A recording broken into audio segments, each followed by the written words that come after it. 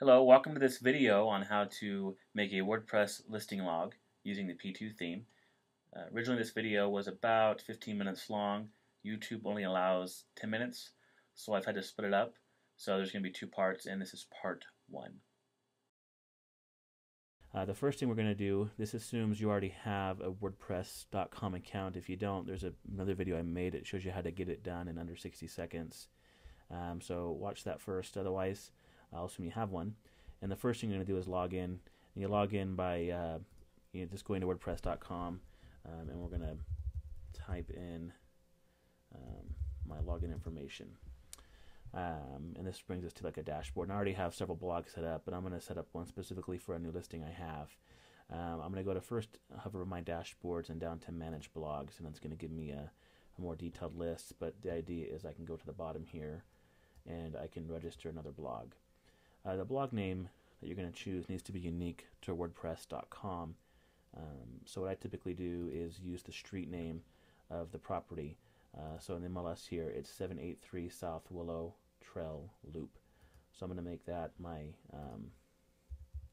blog name, 783 South Willow Trail Loop. Hopefully there's not another city or somebody doing something similar. I'm also going to give the blog title the address as it would appear, and you'll see why later on. So Willow Trail Loop, Lehigh, Utah 84043. English is the language.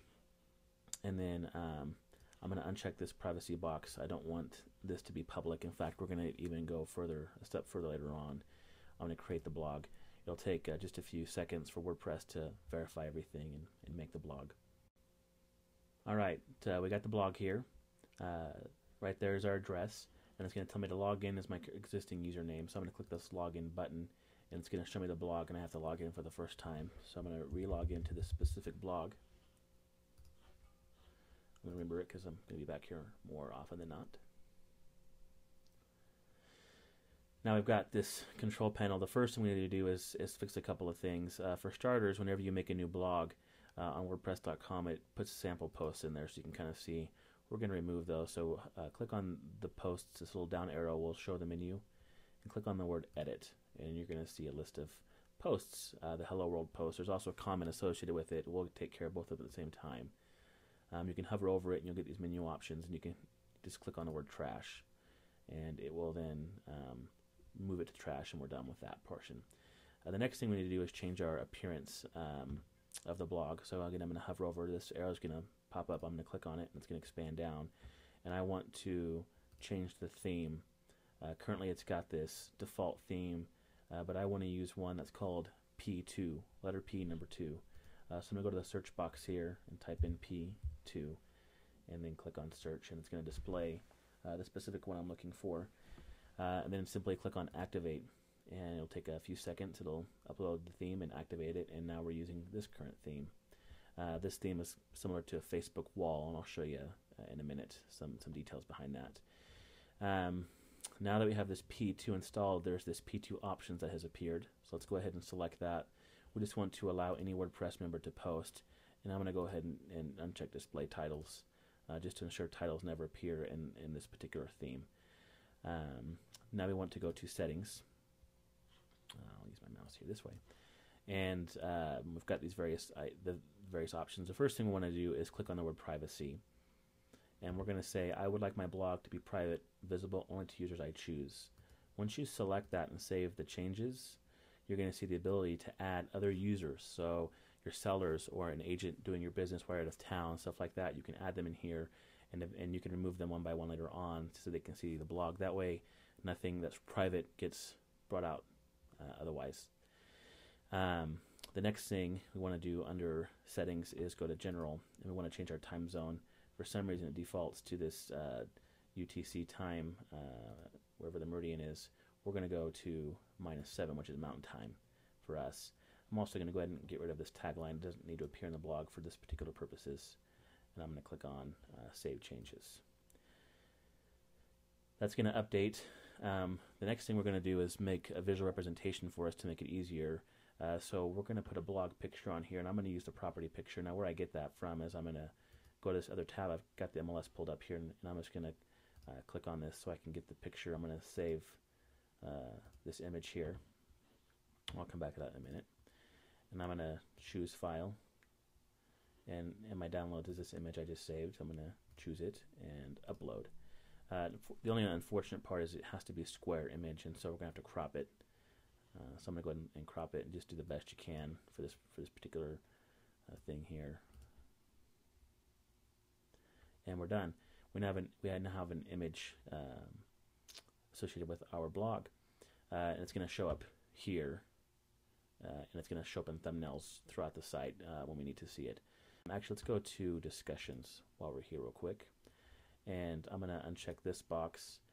I'm going to allow people to post comments. I'm going to uncheck this box, but check this box instead. That's fine if they're threaded, just going deeper than 3. I uncheck these emails because it gets irritating after a while. And I believe that might be it. They can do that. Avatars will take care of themselves. So save changes. That way you can comment, your sellers can comment back and forth without having to get approval of the comment displaying. And it functions more like you're used to seeing on a social networking site. All right.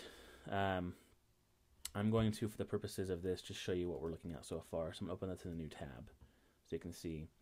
This is starting to look like similar to a Facebook idea. I can type in here and it's going to push it down here, and I can comment and so on and so forth, which is one of the reasons it works so well. But I want to make this a little bit more customized for this particular property. As you can see, the blog title we use for the address shows up here. And then I'm going to go back over here, and I'm going to put a picture on this side right here. On this is called the sidebar of this property as well, so that it doesn't appear just up here. It appears also over here just as a reminder. So I'm going to, this is the media library. I've already saved the picture to my hard drive, so I'm going to click on Add New, and I'm going to select the file. There's the picture I had previously. I'm going to click on Select. And the minute I choose Select, it's going to upload it to the server for me. There's the image, and it's going to,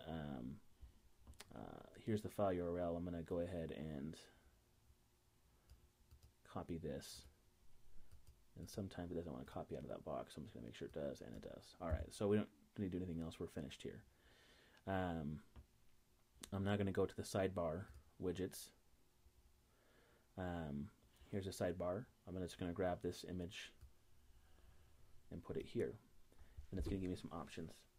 The first thing I'm going to do is I'm going to paste in the URL I copied. That way the image will display.